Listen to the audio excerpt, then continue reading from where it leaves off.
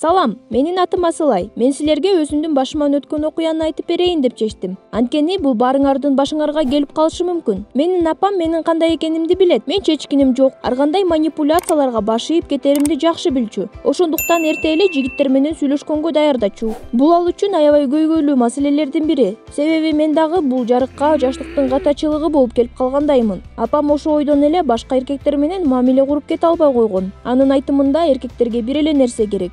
Ошондуктан аларга эч ишенбеш керек деп. Мен үчүн эң коркунучтуу боюмда болуп калган нерсе болчу. Апам төрөгөн кандай оор экендигин, андан кийин эмне болуп кетерин көргөзгөн видеонун шилтемелерин жөнөтчү. Андан дагы мен үчүн эң коркунучтуу бул кеч араба болчу.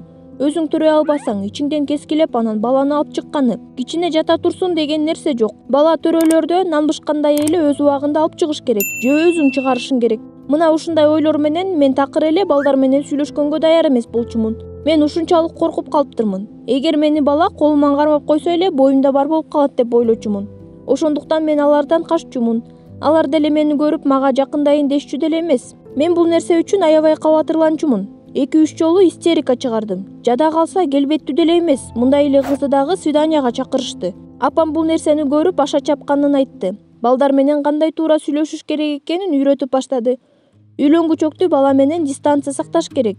Бирок колду бере берсе болот. Эгер тепкичтен түшүрөм десе, кармайын деп колун узаса деди. Дароо эмес, бирок бара-бара коркунучум кете баштады. Балдар менен жакшы сүйлөшүп калдым. Жада калса кол кармашып жүрдүм. Бирок андан ары жок. Чоңойгон сайын менин коркунучум азайды. Кызыгуум көбөйө баштады. Анткени мен билген кээ бирлери өбүшүп эле жүрүшөт. Бирок эч кандай ичинин чоңойгону байкалбайт. Ошого карабастан мен апамдын айтканынан чыкчу эмесмин. Анын айтканы мен үчүн бузулбачу закон. Жада калса курбу кыздарым дагы көндүрө алышпайт. Бир жолу мени бир жигит свиданияга чакырды. Чыныгы свидания, мектептеги жолугушуулар эмес. Мен апама айттым: "Кызым, эми мени жакшы ук. Мен жигиттерди жакшы билем. Силер сейилдеп жүрүп, кокусунан анын үйүнүн жанынан өтүп каласыңар. Анан ал кокустан мен ачкычымды алып чыгышым керек болуп атат. Анан газды өчүргөнүмдү текшеришим керек. Сени дагы жалгыз эшикке таштап коюу ыңгайсыз. Анан туура эмес болуп калат десе, сен аргасыздан макул болосуң. Анткени эшикте жалгыз күткөн чындыгында башкача. Анан силер квартирага киргенде ал сени баса калат дагы колдонуп кетет. Ошондуктан ошонте турган болсо бетке бир чаап туруп басып кетип кал. Мына мен угуп коюп азыркыга чейин өкүнөм" деди. Биз жолугушуп сейилдеп жүрдүк. Аябай көңүлдүү болду. Анан кокустан анын үйүнүн жанына келип калдык. Андан ары апам айткандай болуп баштады. Апамдын айтканы боюнча мен макул болуп үйүнө кирдим. Анан ал азыр мага жакындай баштайт деп мен биринчи аны баса калып өптүм дагы. "Мына сага" деп жака бир чаптым. Ал жалдырап туруп калды. Мен эң туура кылдым. Ал мени колдонгусу келген, бирок мен аны биринчи колдонуп кеттим дедим. Үйгө кирип бардым дагы апама болгонун айтып бере баштадым. Чындыгында ал туура айтыптыр. Бардыгы ал айткандай эле болду деп. Бирок мен акылдуулук кылып аны колдонуп кеттим. "Сарсанаа болбоңуз" дедим. Апам жүрөгүн кармаган бойдон кулап түштү. Мен дароо тез жардам чакырдым. Тез жардам келгенге чейин "Апоо, эмнени туура эмес кылдым, эмне болду" деп жаттым. Апамды ооруканага алып жаткырышты. Ал инфаркт болуптур. Доктурлар ага жардам берип айыктырышты. Бирок ал сүйлөй албай одышка болуп кыйналып атты. Доктур бул нерсе бара-бара кетет. Бирок азырынча тынчтык эле керек деди. Ошондуктан мен ал окуяны эстетким деле келген жок. Балдар жөнүндө деле такыр айтпай турайын деп чечтим. Мен балдар менен сүйлөшпөй калдым. Чалууларды алчу эмесмин. Соц тармактардан дагы жооп берчү эмесмин. Көп убактымды апам менен өткөрүп аны карачумун. Бир топ күндөн кийин аны ооруканадан чыгарышты. Мен аны үйдө деле карап жаттым. Мен тез эле чарчап, көп уктагым келип, кээде кускум келип калчу болду. Апама болсо айта алган жокмун. Анан Google'дан сурайын деп ойлодум. Окусам боюнда болгондогу белгилер экен баары. Менин кантип боюмда болуп калышы мүмкүн? Биз жөн гана өбүшпөдүк беле? Же ушунчалык катуу өп салдымбы мен аны? Ушундай болушу мүмкүнбү? Апамдын айтканы туура эле болчу экен. Мен аны укпай чоңгата кетирдим. Ошонун айынан апам ооруп калды. Мен болсо минтип боюмда болуп турам. Доктурга барыш керек эле. Ал бул нерсеге чын ишенсе болобу же жокпу айтат. Бирок алгач мен ичимдеги баланын атасына чалышым керек. Дароо эле чалдым дагы балага болгон жоопкерчиликтен качпашы керек. Антпесе мен сот аркылуу алимент төлөтөм дедим. Мен бардык эркектер окшош, коркоктор, жоопкерчиликтен коркушат деп баштадым. Ал мени укпай трубканы коюп салды. Мени күтүп турган уяттан аябай корктум. Жалгыз эне болуп баланы төрөгөн, чоңойтконду айтпай эле коеюн. Ичимдин ылдый жагы катып, кускум келип баштады.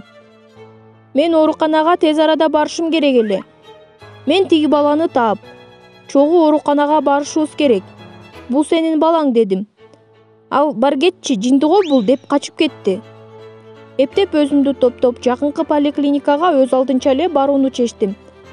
Доктур белгилердин баарын сурап, ойлонуп кабинеттен чыгып кетти. Бир убакыттан кийин башка врачты ээрчитип келди. Мени рентгенге жөнөтүштү. Андан соң 111 кабинетке жөнөтүштү. Ал жакта онколог деп жазылып турган. Мен коркуп кеттим. Боюмда эле болсунчу деп корктум. Бирок чындык бул нерседен да коркунучтуу экен. Доктур мага акырын айтканга аракет кылды. Бирок мен үчүн бул чоң сокку болду. Рак, 4-чү стадия. 1 айга жетпеген убакыт калды. Көзүм караңгылай баштады. Мен өзүмдү жогото баштадым. Оюмда бир эле нерсе болду. Апамчы, ал мен жок кантет. Менден башканын эч кимиси жок. Доктур мага сарсанаа болбоңуз, дагы шанс бар. Бизде жаңы препарат бар, сизди айыктырып калуу мүмкүн. Жаңы препарат менен иштөө тажрыйбасы аз. Ошондуктан так айта албайбыз деп жатты. Андан бери жарым жыл өттү. Мен операцияны ийгиликтүү жеңип, азыр химиотерапия алып жатам. Врачтар азырынча жакшы прогноздорду айтышууда. Апам болсо жакшы болуп калды.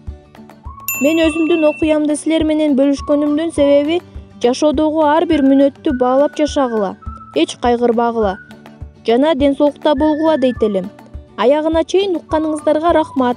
Биздин каналга катталганды унутпагыла. Салам, мен Эркинай. Атам Өмүрбек Нариманов аябай бай жана авторитеттүү бизнесмен. Биздин үй бүлө биринчилерден болуп өлкөбүзгө күйүүчү май ташыганы менен атактуу болгон. Ошентип менин үй бүлөм байып, авторитетке жетишкенбиз. Кичинекей кезимден бери айланамда кароолчулар жана үй кызматкерлери жүрүшчү. Менин досторум жок. Мектепке дагы барган эмесмин. Үйдө эле окуганмын. Жалгыз досум деп математикадан берген мугалимим Самат агайды айта алам. Ал шайыр жана акылдуу киши эле. Кичинекей кезимде өзүнүн жашоодогу окуяларын айтып берер эле. Ар дайым ошолордун бирөөсүнө кабылгым келчү. Анткени ал окуяларда жөнөкөй жана кызыктуу адамдар көп эле. А менин айланамды кызыксыз байлар жана анын кызыксыз балдары курчап алышканда, булар мени кызыктырчу эмес. Убакыт өтүп 17-ге чыктым. Өмүр бою мен бир дагы жолу өз шаарымдан эч жакка чыккан эмесмин. Анткени атам душмандарынан аябай коркчу. Мага бир нерсе кылып коет деп. Мен түшүнөм, мунун баары менин коопсуздугум үчүн экенин. Бирок чын жүрөгүм менен эркиндикти каалачумун. Кечке талашып жатып, араң дегенде кошуна шаарга барып келүүгө атамдан уруксат алдым. Жаңы нерселерди көргөнгө ашыгып, кыялдандым. Жада калса, кошуна өлкөгө эле барганга макул болдум. Жаныма менин жан сакчым Маратты кошуп беришти. Марат баарын билчү.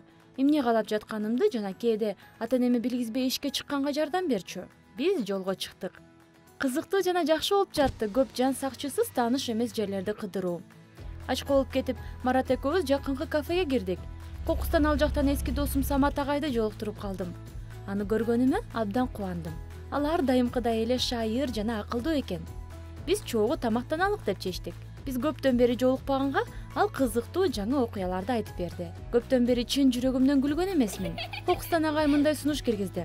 Биринчи жолу менин шаарыма келип жатсаңар, анда силерди бул жердин кызыктуу жерлерине алып барып келейин деди. Албетте макул болдум. Биз жаңы техникалар музейине бардык. Зоопаркты көрдүк.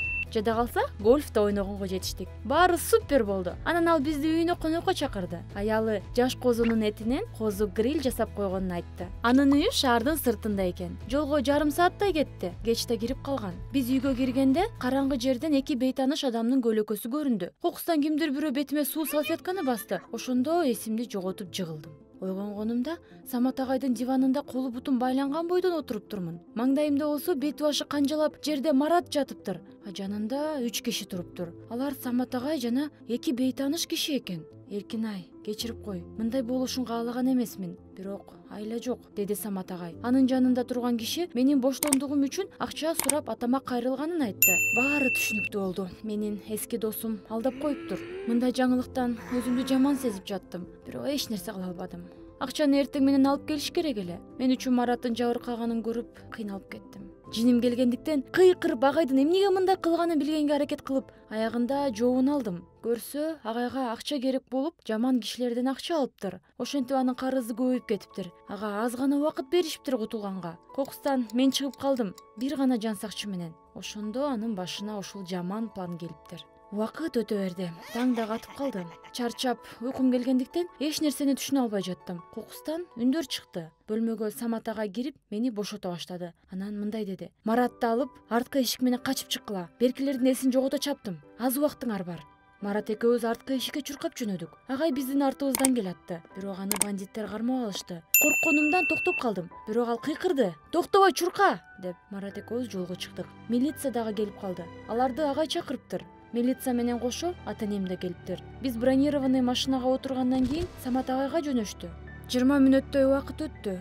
Дагы деле жаңылык жок. Кокустан бир милициянын рациясына кабар келди. Бандиттер кармалды деген. Агай болсо тирүү экен, бирок катуу токмок жептир. Эми гана кичине өзүмө келдим. Бир жумадан кийин Самат агайды көргөнү доктурга бардым. Тилекке каршы бир-эки жери сыныптыр. Андан кечирим сурадым, ушунча токмок жеген үчүн. "Сен күнөөлүү эмессиң, баарына мен күнөөлүүмүн", деди.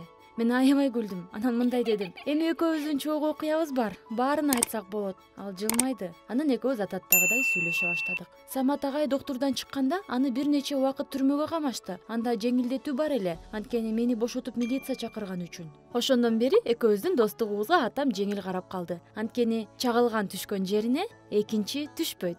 Окуя кимге жаккан болсо лайк баскыла, каналга катталгыла жана комментарийге ой пикириңерди калтыргыла. Каналга жазылгыла жана досторуңар менен бөлүшкүлө.